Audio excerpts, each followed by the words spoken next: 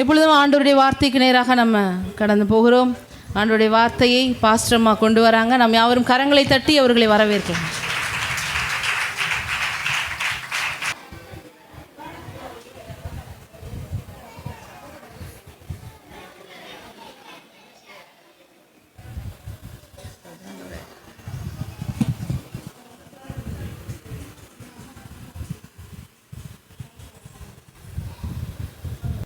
கர்த்தருடைய நாமம் மகிமைப்படுவதாக. இந்த வேளையிலையும் உயிர்த்தெழுந்த இயேசுவினுடைய அந்த வல்லமையை குறித்து நாம் பார்க்க போகிறோம். ஆண்டவராக இயேசு கிறிஸ்து நம்முடைய பாவங்களுக்காக, நம்முடைய மீறுதல்களுக்காக அவர் மரித்து அடக்கம் பண்ணப்பட்டு 3ஆம் நாள் உயிர்த்தெழுந்த இந்த நன்னாள். எல்லாரும் ஆண்டவருக்கு ஒரு நல்ல ஒரு பலத்தை கைத்தட்டி கொடுப்போம். உயிருள்ள தேவன் அவர் இன்றும் நம்மோடு அவர் ஜீவித்து கொண்டிருக்கிறார், நம்மோடு பேசி கொண்டிருக்கிறார், நம்மோடு இடைப்பட்டு கொண்டிருக்கிறார். இந்த வேதத்தில் அநேக செய்திகள் இருக்குது. அதில் மிக முக்கியமான செய்தி என்ன அப்படின்னா, என் ஆண்டவராகிய இயேசு கிறிஸ்து உயிர்த்தெழுந்த செய்தி தான். ஆமென், அல்லேலூயா. அன்பு தகப்பன் 1 கொரிந்தியர் 15ஆம் அதிகாரம் 12ஆம் வசனம் நாம் எடுத்து வைத்துக் கொள்ளுவோம். 1 கொரிந்தியர் 15ஆம் அதிகாரம் 12ஆம் வசனம் எடுத்து வைத்துக் கொள்ளுவோம். நம்முடைய தேவன் கொரிந்தியர் அந்த 1ஆம் அதிகாரம் 15ஆம் வசனம் முழுவதும் நீங்கள் பார்ப்பீர்கள் என்று சொன்னால், என் ஆண்டவராகிய இயேசு கிறிஸ்துவினுடைய உயிர்த்தெழுதலை குறித்து நாம் அங்கே பார்க்கிறோம்.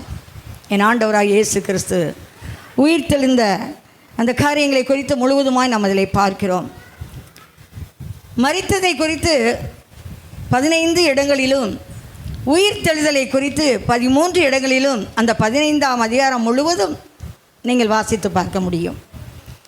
என் தேவன் கொரிந்தி சபையில் உள்ள மக்கள், இந்த கிரேக்க மக்கள் எப்படி அவரை விசுவாசித்தார்கள், நம்பினார்கள், அவரோடு இருந்தார்கள்.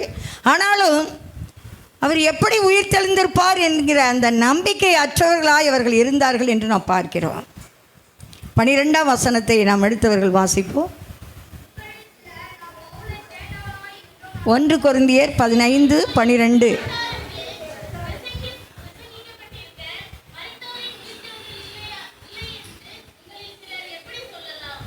கிறிஸ்து மரித்தோரிலிருந்து எழுந்தார் என்று பிரசங்கிக்கப்பட்டிருக்க, மரித்தோரின் உயிர்த்தெழுதல் இல்லை என்று உங்களில் சிலர் எப்படி சொல்லலாம்? மரித்தோரில் உயிர்த்தெழுதல் இல்லாவிட்டால் கிறிஸ்துவும் எழுந்திருக்கவில்லையே. பாருங்கள், அவங்களுடைய விசுவாசம் எப்படி இருக்கிறது. அப்படியாய் அங்கே பார்க்கிறோம், அவர்கள் அப்படியாய் சொல்லுகிறதை நாம் பார்க்கிறோம். இன்னொரு வேத வசனத்தை நாம் பார்ப்போம். 35 ஆகிலும் மரித்தோர் எப்படி எழுந்திருப்பார்கள், எப்படிப்பட்ட சரீரத்தோடு வருவார்கள் என்று ஒருவன் சொல்வானாகில் புத்தியினனே. பாருங்க, போதுமானது. புத்தி இல்லாததினாலே என் ஆண்டவராகிய இயேசு கிறிஸ்து உயிர்த்தெழுதலை ஏற்றுக்கொள்ள முடியாத, சந்தேகப்படக்கூடிய ஒரு சூழ்நிலை.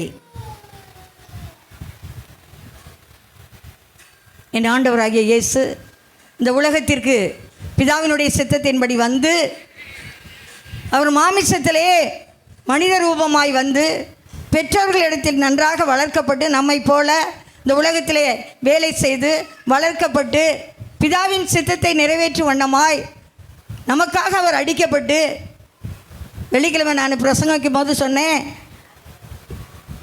அவருடைய சுமந்த சிலுவையினுடைய எடை எவ்வளவு, எப்படியாய் அவர் பாடுபட்டார் என்று சொல்லி நாம் தியானித்தோம். அந்த தேவன் அவர் அடக்கம் பண்ணின 3ஆம் நாள் நான் எழுந்திருப்பேன் உயிரோடு என்று சொன்னதை கூட இருந்தவர்கள் கூட அதை நம்பவில்லை. சீசர்கள் கூட அதை நம்பவில்லை என்பது மிகுந்த ஆச்சரியமானது. தோமாவை குறித்து நாம் பார்க்கிறோம். தோமா நம்பவில்லை. அன்பு தகப்பன் இயேசுவோடு சீசர்களோடு ஊழியம் செய்து கொண்டு அலைந்த மகதலேனா மரியாளை அதிகாலை வேளையில் தேடுகிறாள். என் தேவன் வைத்த கல்லறையை போய் பார்க்க வேண்டுமே, என் இயேசுவை வைத்த கல்லறையை நான் போய் பார்க்க வேண்டுமே என்று தேடுகிறாள். பெண்களாகிய நாமும் அதிகாலை வேளையில் எழும்பி நம் கர்த்தரை தேடுவோம். ஆமே. ஏன்னா சீக்கிரமாக வீட்டில் எழும்புறதே பெண்கள் தான். எழுப்பின உடனே நம்ம யாரை தேடுவோம்? நம் தேவனை தேடுவோம். நம் ஆண்டவராகிய இயேசு கிறிஸ்துவின் சமூகத்துக்கு போவோம். ஏதாவது ஒரு 5 நிமிஷமாச்சும் ஜெபம் பண்ணிட்டு தான் அடுத்த வேலையை செய்ய தோணும் ஆவிக்குரிய பிள்ளைங்களுக்கு. மகதலேனா மரியா அநேக நாட்கள் ஊழியம் செய்தபடியினால், இயேசுவின் மீது அக்கறையாய் இருந்தபடியினாலும் அதிகாலையில் எழும்பி கல்லறையின் இடத்திற்கு ஓடும்போது அங்கு கல்லறை திறக்கப்பட்டிருக்கிறதை அவள் பார்க்கிறாள். எத்தனையோ பேருடைய கல்லறை, பெரிய பெரிய மன்னர்கள் ஆட்சியில் கூட நீதிமானாய் வாழ்ந்தவர்கள், உத்தமர்கள், அநேக பரிசுத்தவான்கள் மரித்தார்கள். அவருடைய கல்லறைகள் எல்லாம் திறக்கப்படவே இல்லை. உங்களுக்கு தெரிஞ்சு யாருடைய கல்லறையாச்சும் திறக்கப்பட்டிருக்கா? இல்லை. என் ஆண்டவராகிய இயேசு கிறிஸ்துனுடைய கல்லறை இன்று வரை அது திறந்த வண்ணமாகத்தான் இருக்கிறது. அல்லேலூயா, அல்லேலூயா. அவர் உயிர் தெழுந்ததை சீசர்கள் மத்தியிலே கொண்டு போய் அவர் அறிவித்தார், நான் உயிரோடு வந்திருக்கிறேன் என்று. அதில் நம்பாமல் தான் தோமா விழாவிலே தன் விரலை போட்டு பார்த்த பிறகு அவன் நம்பினான். நாமும் கூட இன்னைக்கு அப்படித்தான்.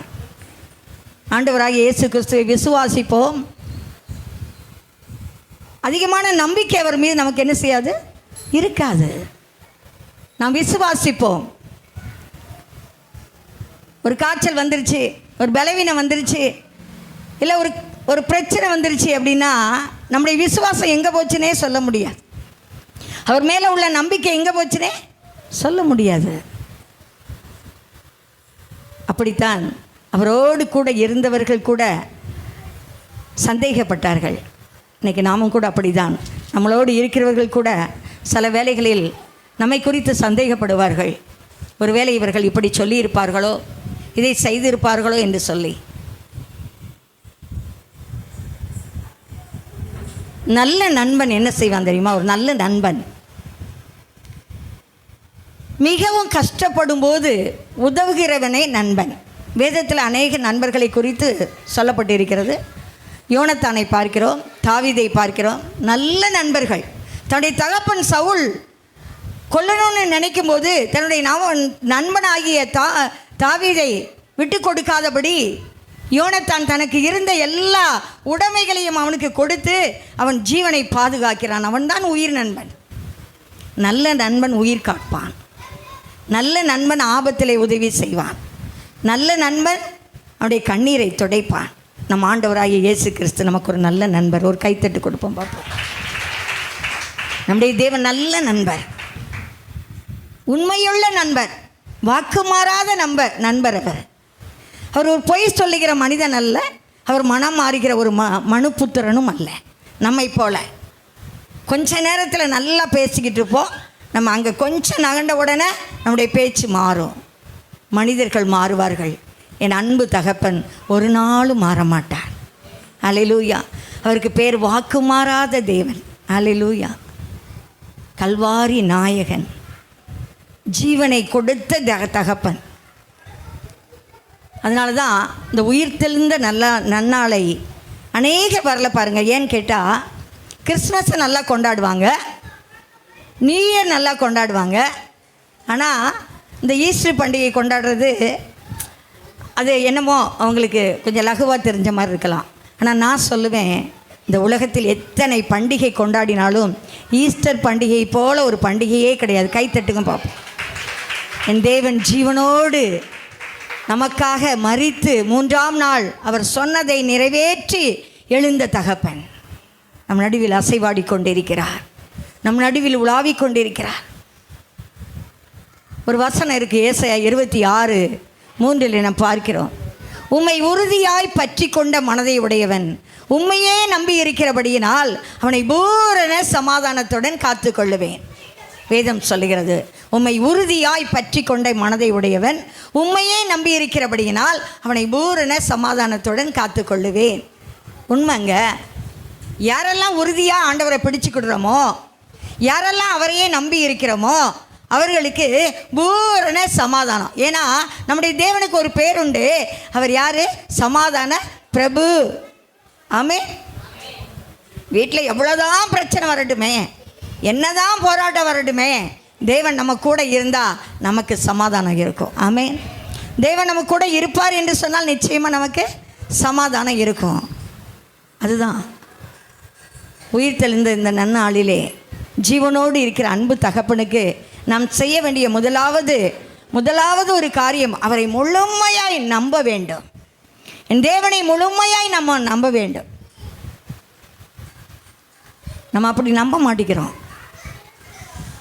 யாராச்சும் உங்கள் வீட்டில் ஒரு பிரச்சனை வந்துருச்சு அப்படின்னா என்கிட்ட கூட ஊழியக்காரியன்னு கூட பார்க்க மாட்டாங்க. என்கிட்ட கூட சொல்லுவாங்க, நம்ம இதை எங்கேயாச்சும் கேட்டால் கூட நல்லா இருக்குமோ. சில நேரம் சொல்லுங்கள், நீங்களே ஒரு நல்ல நாள் பார்த்து சொல்லுங்களேன். எதுக்கு? வீட்டில் ஒரு நல்ல காரியம் நடக்கிறதுக்கு ஊழியக்காரர்கிட்டே வந்து சொல்லுவாங்க, ஒரு நல்ல நாள் வேணால் பார்த்து சொல்லுங்களேன். ஆமாம், வெள்ளிக்கிழமை வச்சிடலாமா, செவ்வாய்க்கிழமை வேண்டாம், அப்படியெல்லாம் பார்க்குறவங்க இருக்காங்க. அப்படி தானே? இல்லை, நம்முடைய தேவன் கொடுக்கப்பட்ட எல்லா நாளும் நல்ல நாள். அல்லேலூயா. அன்னாளை வேதத்தில் குறித்து நாம் பார்க்கிறோம். 1 சாமுவேலில் அன்னாளை குறித்து பார்க்கும்போது, அன்னாள் குழந்தை இல்லாமல் இருக்கிறாள்.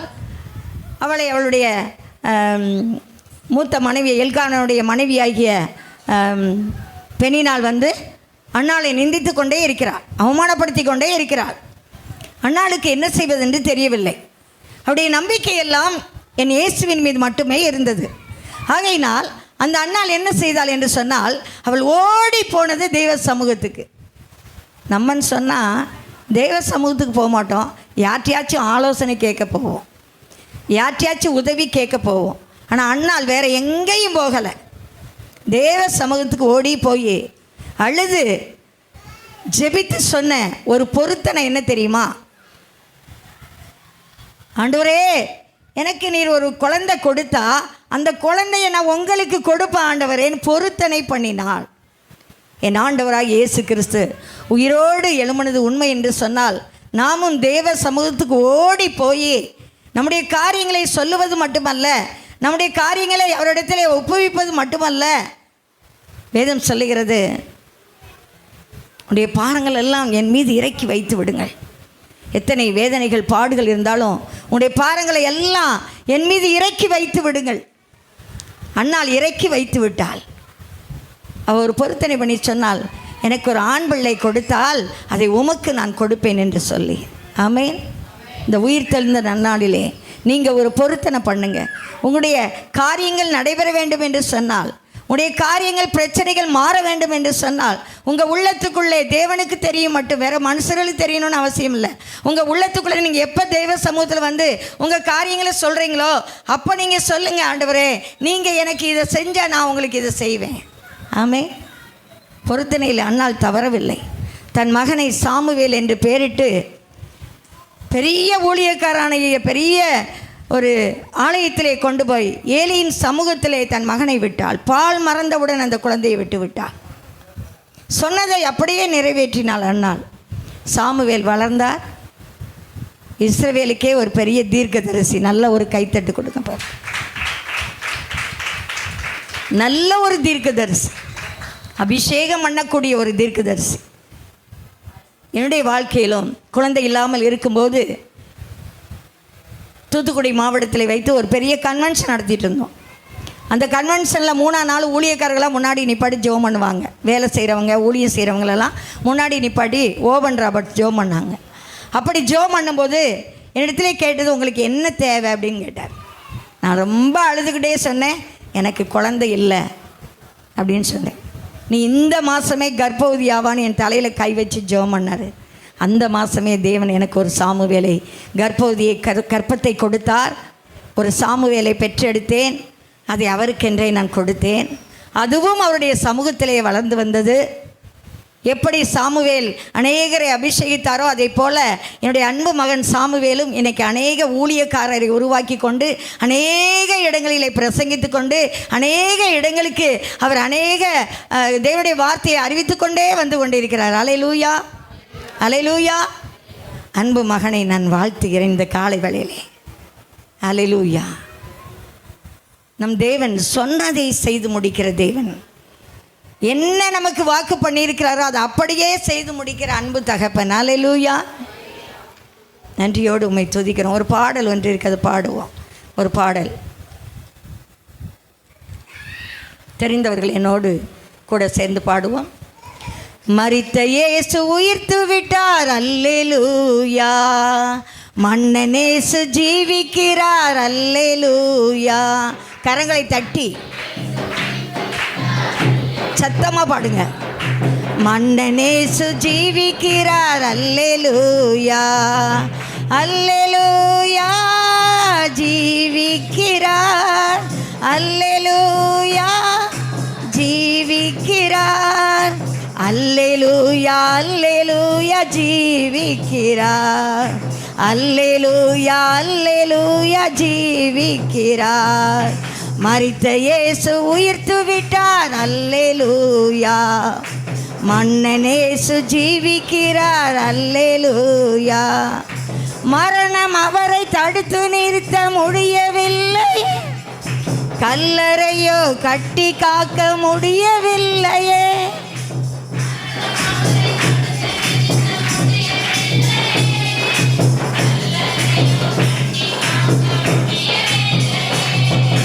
யூத சிங்கம் கிறிஸ்து ராஜா வெற்றி பெற்றாரே, யூத சிங்கம் கிறிஸ்து ராஜா வெற்றி பெற்றாரே.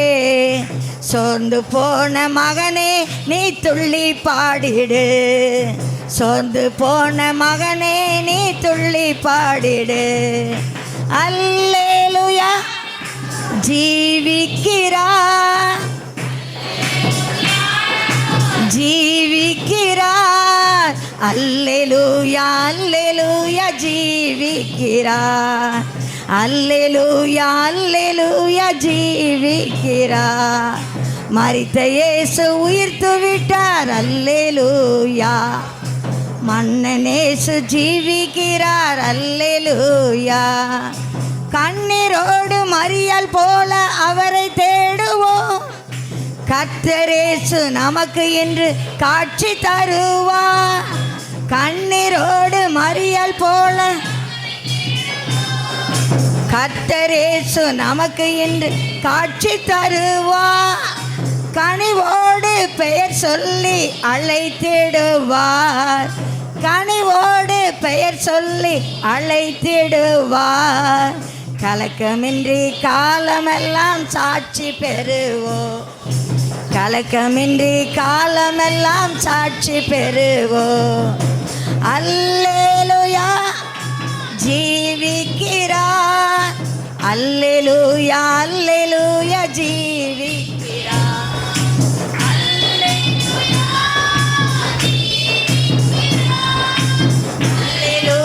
அல்லேலூயா ஜீவிக்கிறார். மரித்த இயேசு உயிர்த்து விட்டார், அல்லேலூயா. மன்னனேசு ஜீவிக்கிறார், அல்லேலூயா அல்லேலூயா. உண்மையாகவே இந்த பாடலை உற்சாகமாக பாடுனீங்க. கர்த்தர் உங்களை ஆசீர்வதிப்பார். ஏன்னா நம்முடைய தேவன் மரித்து அவர் உயிரோடு எழுந்த தகப்பன். அவர் உயிரோடு மனிதனாக பெற்றோர் மத்தியிலே வாழ்ந்து சுவிசேஷம் அறிவித்து கொண்டிருந்த நாட்களில் அநேகரை உயிரோடு எழுப்பியிருக்கிறார். அல்லேலூயா. அநேகரை எழுப்பியிருக்கிறார். உங்களை கொண்டு என்னை கொண்டு அநேக அற்புதங்களை செய்வதற்குத்தான் தேவன் உயிரோடு எழும்பி வந்தார். ஆமே. ஒரு நாள் வருவார், மத்திய ஆகாயத்திலே அவர் வரும்போது நிச்சயமாய் நம்மை அழைத்து கொண்டு செல்லுவார். அதுதாங்க நம்ம நம்பிக்கை. ஆமே. அதுதாங்க நம்ம நம்பிக்கை. வந்தோம் போனோம் வெறுமையாக இருந்தோம் அப்படி அல்ல. நமக்கு ஒரு நம்பிக்கை உண்டு. என் தேவன் நிச்சயமாய் வருவார், என்னை அழைத்து கொண்டு செல்லுவார். ஆமே. எடுத்தவர்கள் நாம் வாசிப்போம். யோவான் எழுதின சுவிசேஷம் 11:25-26 வாசிங்க, வாசிங்க. இயேசு அவளை நோக்கி, நானே உயிர்த்தெழுதலும் ஜீவனுமாய் இருக்கிறேன், என்னை விசுவாசிக்கிறவன் மரித்தாலும் பிழைப்பான்.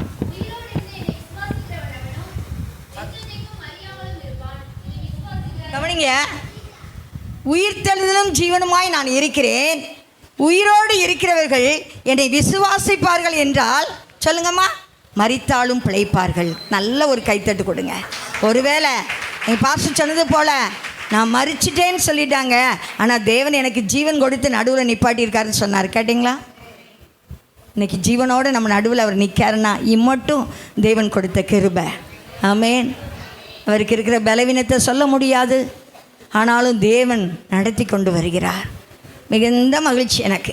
நீங்கள் உயிரோடு இருக்கீங்க டாடி, நீங்கள் உயிரோடு இருக்கீங்க. என்னதான் ஆனால் என்ன, என் மீட்பர் உயிரோடு இருக்கிறார். அப்படி தான் அடிக்கடி சொல்லுவேன் நான், அப்படி தான் சொல்லுவேன் நான். எத்தனை பேர் என்னை ஏமாற்றி விட்டுட்டு போனாலும் பரவாயில்லப்பா, நான் நம்பினவர்கள்லாம் என்னை விட்டுட்டு போனாலும் பரவாயில்லப்பா, என்னை விட்டு எல்லாரும் போனாலும் பரவாயில்லப்பா, நீங்கள் என் கூட இருக்கீங்கன்னு தான் சொல்லுவேன். ஏன்னா அவர் உயிரோடு எழுந்ததுக்கு ஒரு நோக்கம் என் கூட இருக்கத்தான். அப்படி சொல்லுங்கள் பார்ப்போம். என் தேவன் உயிரோடு எழுப்பினது ஒரு நோக்கம், அவர் என் கூட இருக்கத்தான். ஆமே, சொல்லி சொல்லி பாருங்கள், என் கூட இருக்கத்தான் அவர் உயிரோடு எழும்பினார். நான் அப்படி தான் அவரை நம்பிக்கிட்டே இருக்கேன். சில பேர் சொல்லுவாங்க, நான் சொல்லுவேன் நல்லா இருக்கீங்களா அப்படின்னு. ஏதோ இருக்கேன், ஏதோ உயிரோடு இருக்கேன், சாக வழி இல்லாமல் நான் இருக்கேன் அப்படின்னு சொல்லுவாங்கல்ல. ஆனால் நம்ம அப்படி சொல்கிறதில்ல. கர்த்தர் என்னை நல்லா வச்சுருக்காரு. ஒருவேளை உள்ள பாடு இருக்கும், உள்ள கண்ணீர் இருக்கும், உள்ள உடஞ்சி நொறுங்கி அழுதுருப்போம். அந்த நேரத்தில் கூட யாராச்சும் வந்து கேட்ட உடனே கண்ணீரை தொடச்சிட்டு தேவனுடைய கிருபை அருமையாக சொல்ல தேவன் வச்சுருக்காரு. அப்படி தானே? நல்ல ஒரு கைத்தட்டு கொடுங்க பார்ப்போம். ஜீவனுள்ள தேவன், அவர் ஜீவாதிபதி,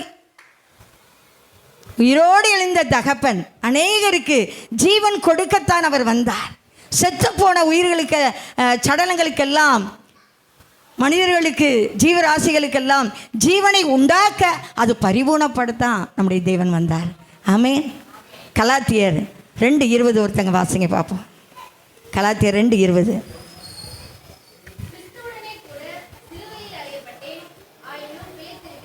கிறிஸ்துவுடனே கூட சிலுவையில் அறையப்பட்டேன், ஆயினும் நான் பிழைத்திருக்கிறேன்.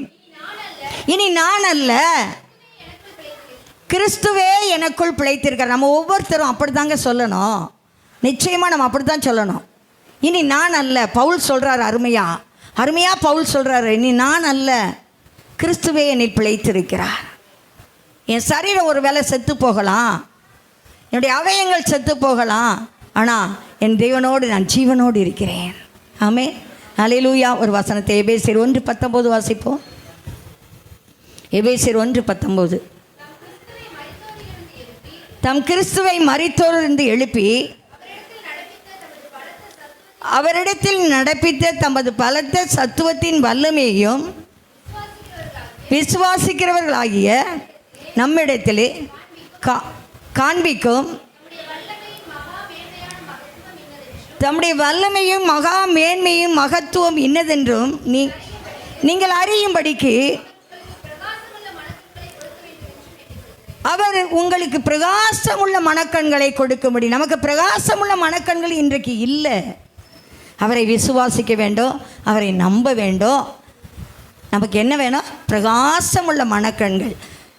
வல்லமையை தேவன் நமக்கு கொடுத்திருக்காரு. அந்த வல்லமையை பெற்றுக்கொண்டவர்களாய் நாம் இந்த உலகத்திலே வாழணும்.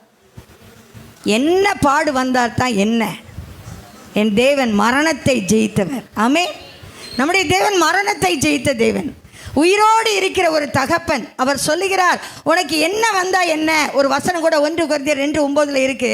அந்த வசனம் சொல்லுகிறது, தம்மில் அன்பு கூறுகிறவர்களுக்கு அவர் ஆயத்தம் பண்ணி வைத்திருக்கிறதை கண் காணவும் இல்லை, காது கேட்கவும் இல்லை, அவருடைய மனுஷருடைய இருதயத்தில் அது தோன்றவும் இல்லை. ஆமென். உங்களுக்கென்று தேவன் வைத்திருக்கிற அந்த ஆசீர்வாதம் உங்களுக்கே தெரியாது.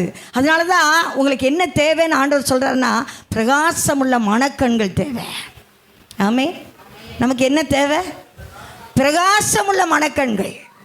நம்முடைய தேவன் பிரகாசமுள்ள தேவன்.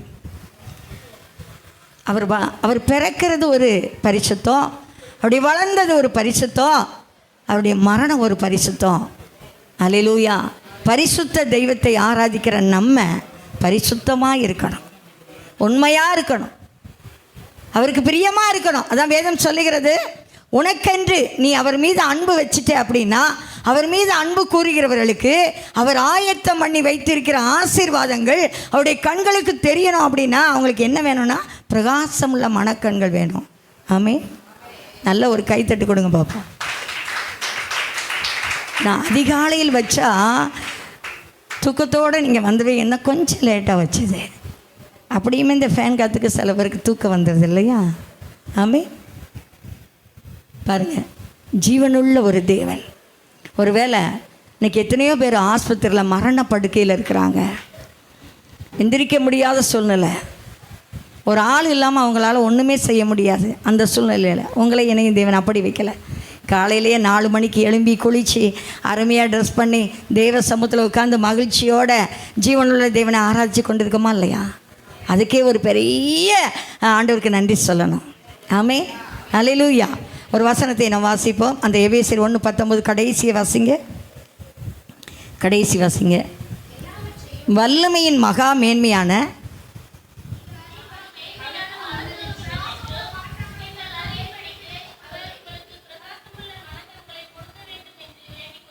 ஆமென். நீங்கள் அவரை பற்றி அறிந்து கொள்ளும்படி பிரகாசமுள்ள மனக்கண்கள் உங்களுக்கு வேண்டும் என்று நான் அவரை வேண்டிக் கொள்ளுகிறேன். அல்லேலூயா. நமக்கு பிரகாசமுள்ள மனக்கண்கள். முதலாவது அவரை நம்ப வேண்டும். 2வது விசுவாசிக்க வேண்டும்.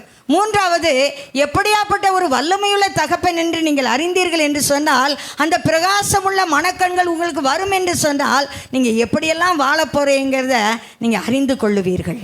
ஆமென். இன்றைக்கி அறியாமல் தான் அநேகர் உட்காந்துருக்கோம். எத்தனை வருஷம் சர்ச்சுக்கு போகிறேன், எனக்கு இன்னும் ஒரு வேலை கிடைக்கலையே. எத்தனை வருஷம் நான் ஆலயத்துக்கு போகிறேன், எனக்கு இன்னும் ஒரு வீடு கட்டலையே. இந்த உலக பிரகாரமான எல்லா ஆசீர்வாதங்களையும் கொடுக்க அவர் காத்திருக்கிறார். ஆமென். நீ என்ன விரும்புகிறையோ அதை கொடுக்க அவர் ஆயத்தமாக இருக்கிறார். ஆயத்தம் பண்ணி வைத்திருக்கிற நீ கண்டுகொள்ள வேண்டும் என்று சொன்னால் உனக்கு என்ன கண்ணு வேணும்? பிரகாசமுள்ள கண்ணு வேணும்.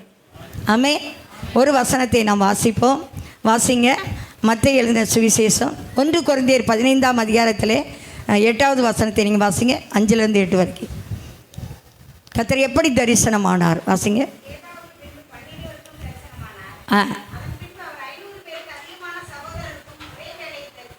சீசர்களுக்கு முதலாவது அவர் தரிசனமானார். பிறகு அங்கே உள்ள கூடியிருந்த ஜனங்களுக்கு அவர் தரிசனமானார். வாசிங்க.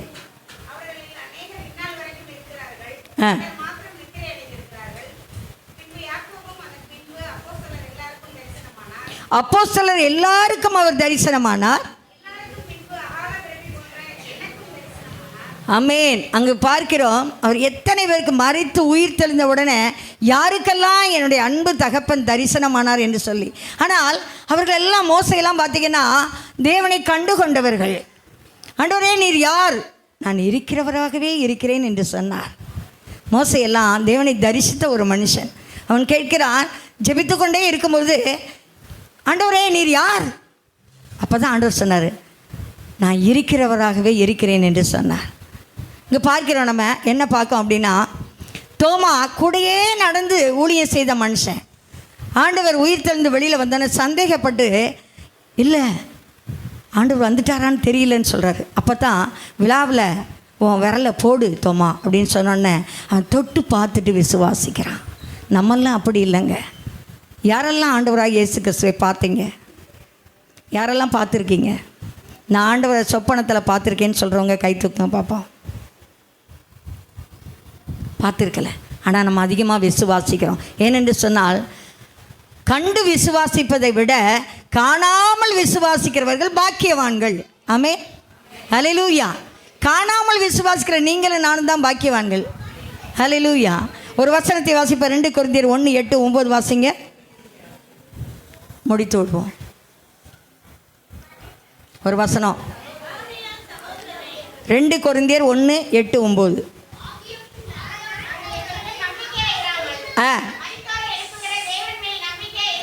நம்பிக்கை இல்லாதபடி மரித்தோரை உயிரோடு எழுப்புகிற தேவன் மேல் அவர்கள் நம்பிக்கையாக இருந்தார்கள்.